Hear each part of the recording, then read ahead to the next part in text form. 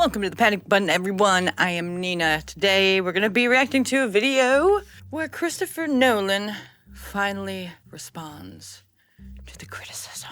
What is this here? Discuss why the Odyssey uses modern English. Okay, let's see this. This is from today. My dad is coming home. They're pining for a daddy you didn't even know. Let's go! The language as well is very modern. It's a very contemporary, easy to access way of speaking. I mean, you say dad Is that like a son? rather than father. Sure. I mean, what's the thinking behind that? Because I wouldn't have even said father back in the day, would I? I would have been in Greek, so it's no less correct. People bring, when you look at this world, when you look at the ancient world, people tend to view it in weird ways. There's a lot of cultural prejudice. Well, you're not filming in black and white either. I mean, I don't get this reasoning. There's a lot of, they're sort of elevating it because it's old, whatever it is. Wait a moment. Replay. There's a lot of, they're sort of elevating it because it's old, whatever it is. Who are you? And what have they done with Christopher Nolan? And so for me, in building the world of the film, I want to center it on that and make it feel very fresh for modern audiences and do away with some of those assumptions that aren't based on anything logical. They're just, as I say, cultural prejudice. Okay, modern audiences, right? This is what the modern audience is, which is who he's making this movie for. So a modern audience is contemporary media consumers, especially Gen Z, millennials, on platforms like YouTube, TikTok, Netflix, shaped by social media, identity politics, DEI mandates, and short attention spans, often characterized by demands for representation, trigger warnings, diverse casting, progressive messaging, and quick cut, low information content over traditional storytelling, depth, or merit-based appeal. So this movie is almost 3 hours, and he is making this movie for people with short attention spans who want direct social messaging. Wonder how that's going to work out. Prejudices or things over time. There's a lot of stylistically, aesthetically, people tend to look back to the Romantic era and art. A lot of paintings where, people aren't wearing very much. They got a little bed sheet wrapped around them or whatever it is. Yeah. A lot of classical architecture, even though that wasn't the architecture of the Mycenaean period and things like that. So, we went back to what's in the archaeology. What does that tell us? And what gaps does that leave? It's crazy to me how he's spending so much time and effort in trying to make it accurate to the archaeology, but you made Helen of Troy black. Like, how does any of this make sense? What do we know about Homer's time? How were things portrayed in the earliest possible portrayals of that? And looking at how do you create a consistent and accessible world around that feels vital and credible and exciting to be in. Yeah, I think this is, again, I don't really see how you're going to try to deconstruct this. Even though everybody likes this, we're not going to do it because... Yeah, Christopher Nolan's two ideas are clashing. In most of his movies, he tries to be as authentic as possible and historically accurate or scientifically accurate. He's trying to do that with this movie while the casting doesn't actually represent who it's supposed to represent. Because this isn't what they did back then. You are making an editorial choice, and I just don't think that editorial choice will resonate with as many people. It's a real scene from Christopher Nolan's Odyssey. Okay, let me watch it. Where is Helen? Bring her to me! Achilles! I'm here! Shit. What took y'all so damn long? Do you understand how long I've been waiting in this city? Don't you know I'm the most beautiful damn woman in the whole damn world? 10 years of war, and not one of y'all thought to check inside. Oh my God, does he look like a bitch? As of today, the Odyssey trailer that was released on July 1st has 79,000 likes and 741,000 dislikes. Now, some people are saying that it will do Oppenheimer numbers, but Oppenheimer didn't have this kind of dislike ratio on YouTube. And it was also paired with Barbie, which I think really helped its numbers because Oppenheimer, man, it was boring. It was really boring. Lots of talking, lots of boring. I kept checking my watch when I was watching it. I haven't seen it again because there's no reason to. I just don't think that the Odyssey will do as good as Oppenheimer at all. I think it'll do okay, but I don't think it's going to be breaking any records. And I don't think it's a second watch type of movie. It's not like the top 5 films that he's done, which are all rewatchable. So I'm going to give you the top 5 Christopher Nolan movies and why they are the top 5. And you tell me if The Odyssey matches up to these. The Dark Knight, the movie that most fans consider Nolan's masterpiece. Heath Ledger's Joker is widely regarded as one of the greatest movie villains ever. Its endless rewatch value and iconic dialogue, one of the highest rated films ever. 2, Interstellar. Now, some people hated this movie, but not as much as they hated Tenet. So Interstellar, emotional, ambitious, and visually spectacular. Completely agree with. I've seen Interstellar multiple times. Hans Zimmer's score is legendary. Absolutely. Hans Zimmer isn't scoring The Odyssey, though. Many people say it gets better with every viewing. You have to keep rewatching it, which is another reason why I've rewatched it so many times, is because there are things that you miss. 3, Inception. Also a great movie that I watched multiple times that you have to continuously rewatch in order to catch different things. One of the smartest blockbuster movies ever made. Dream within a dream concept keeps people talking years later. The ending remains one of cinema's biggest debates. The Spinning Top. Prestige. Also a movie I watched multiple times. Great movie, great cast, great story. Often called Nolan's most underrated film. Incredible twists, rewards repeat viewings because of all the clues hidden in plain sight. 5, Memento, the movie that put Nolan on the map. Told in reverse chronological order, makes the audience experience the main character's memory loss. Why audiences love it? It's one of the most unique psychological thrillers ever made. Also, a very unique, creatively different story. So, why these movies are in people's top 5s? Inception, Dream Inside Dreams, original concept. Interstellar, love, time dilation, and survival. And the thing about the time dilation with Interstellar is that it's easy to understand. And for someone like me who has ADHD, who has really a hard time comprehending certain things, it was easy for me to get. So having it be complex while simple to understand is very powerful. Memento, a story told backwards, through the eyes of someone who can't form new memories. Original concept, The Prestige. Obsession and sacrifice disguised as a magic rivalry. Original, very interesting, great actors, great acting. Just everything about that movie was great. The Dark Knight, a philosophical battle between order and chaos. The Dark Knight was good. I don't think it was amazing, but I can still see why people would have this on their top 5. Every single one of these movies rewards repeat viewings. Fans don't watch it just once. You notice new clues in The Prestige. You understand Memento differently the second time. People still debate Inception's ending, and fans keep discovering new details in Interstellar. Absolutely correct. A straightforward mythological adventure may not invite the same level of analysis, though. The top 5. They all have emotional hooks, and every top 5 created cultural moments. Like, why so serious? The spinning top ending, the docking scene in Interstellar, the Joker interrogation, and are you watching closely from The Prestige? But with The Odyssey, the audience already knows what it's getting, just like Oppenheimer. But Oppenheimer was a ratio. This movie is just tanked with the dislikes. So even though it's in IMAX, it's going to have all these effects and it has a giant cast, I think with modern audiences, it won't be preachy enough for them. It'll be too long, and I think it may start to lose people's attention. Even critics who we all know are paid to give their glazed opinions on the film said that it dragged in some parts. And if they're saying it dragged and they're getting paid to be kind to the movie, that's saying a lot. It's probably really slow, I'm going to assume. The story alone, The Odyssey, I find incredibly boring. That's just my personal opinion.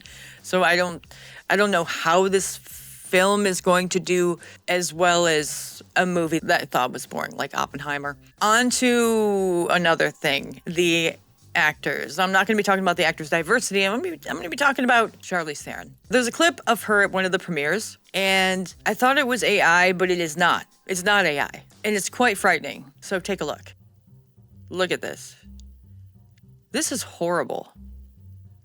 This isn't healthy. This is bad. They say Ozempic in Hollywood is going crazy. And I honestly can't tell if she's on Ozempic or if she has some sort of illness, because holy shit. And honestly, she looks better from far away, but even then, she's just so skinny. I mean, you can see her chest bone. Look, when women get to a certain age, and I'm talking like old 80s, 90s, they start to lose elasticity in their skin a lot. Unlike when you're in your 40s and your 50s when that starts happening. But her skin looks like it lost elasticity, like she's in her 70s or 80s. But also old people, I'm not calling her old, I mean like 70 or 80-year-olds, they lose fat, they get skinny. Some women, they get shorter. But her dude, I mean, she lost a ton of weight. I mean, this is a photo of her when she was in her 20s, and this is when she's 50. And there's a giant difference here. Like, her face is much fuller, right? You don't see the sunken in cheekbones, or right here in the head area where you see the sunken inness. She looks like a healthy weight. This is not healthy weight. This has gone too extreme. Like an addiction of some sort, or an illness, or she's on Ozempic and she never needed to be on Ozempic. Like, this is crazy. I mean, look at her chest here, and I'm not talking about her boobs, but like above, right here, and her clavicles, healthy looking. Here, gaunt, completely like thinner, like the movie Thinner. When he gets super thin at the end, she's getting to be like that. It's like the gypsy curse for Hollywood women, but they do it to themselves. This is crazy. Ugh, she just does not look good. Sometimes you gotta pack on a few pounds to fill out the gauntness of your face and your chest. She just went the opposite direction. And she was already thin to begin with. And now it's just, she looks sickly. I don't think this is a good look. I think we went so far with body positivity to where we're praising these morbidly times 1,000 obese women for being morbidly times 1,000 obese. And a lot of those like influencers ended up dying. And then Ozempic came along, they scrapped that message, and now we have Hollywood celebrities looking like they have cancer. This isn't healthy. Why does Hollywood have to go to one extreme or the other? Why can't we find some happy medium? Like this photo, happy medium. And even then, in Hollywood, they pressure you to be super skinny to an ungodly level. They shame women that looked like her when she was in her 20s and called them fat. Like, that's insane. That's a mental illness. When you're looking at someone like Charlize Theron in her 20s and saying, yeah, she's fat. You're insane. You're disgusting. Just completely atrocious. Someone needs to kick you in the head. Because this is ridiculous. We're calling this woman fat. And probably because of years and years of her being called fat, even though her body was perfect, led to this. And for what? For what? Who does it help? Doesn't help the directors. I can't cast someone who looks like this. We have to do a lot of CGI in order to fix this. But the Hollywood is like a toxic machine, man. It really is. For women, especially. Also for men, but for women especially. The kind of pressure that it puts on you to where you become so mentally ill. You take a medication meant for people with diabetes in order to eradicate any healthy, normal fat that's on your body. It's just insane. I just can't understand it. Like, Hollywood makes people mentally ill. It really does. It doubles down on the worst, absolute worst stuff, and it really never really backtracks. Like, Me Too kind of was like trying to push back on the casting couch thing, but only when it was acceptable by everyone else first. You know, Hollywood's the last to jump in on the popularity contest, unless they see that, like, is it good out here? So everyone's in agreement. Okay, now we're gonna go in. You know what I mean? They follow the retard, woke, mainstream trends into a pit of despair. It's like, it's fucking insane, dude. What are some of the comments on this video? I mean, the chest, man. And the thing about the chest, when you lose a ton of weight, guess where you also lose it? Your boobs. And when you're in your 50s and you lose weight in your boobs, guess what happens to them? They sag. They make you look older. Like, this is not a good look. Flat chest because there's no fat in the boobs and now they're sagging. And it's not sexy. It really is not sexy. I don't see anyone going, wow, look at that rack. I don't mean to, pick on her rack in particular, but if you're in Hollywood, you're trying to gain attention for your looks, that pretty privilege they talk about, and you're coming out here with a low plunge dress that's showing your boobs, and there's no cleavage to be seen anywhere. It's just flat sand dollar pancakes, man. It's not it's not great. So, yeah. Oh, God, that's horrible. Someone did an AI video of, yeah. I mean, this isn't too far off. You can actually see her ribs, dude. You can see where the ribs attach to the sternum. Not healthy. Jesus. Yeah, this is a perfect example. We have Charlize Theron, we have Olivia Wilde, we have Ariana Grande, and we have Kelly Osbourne. No. Why are you doing this to yourselves? Why?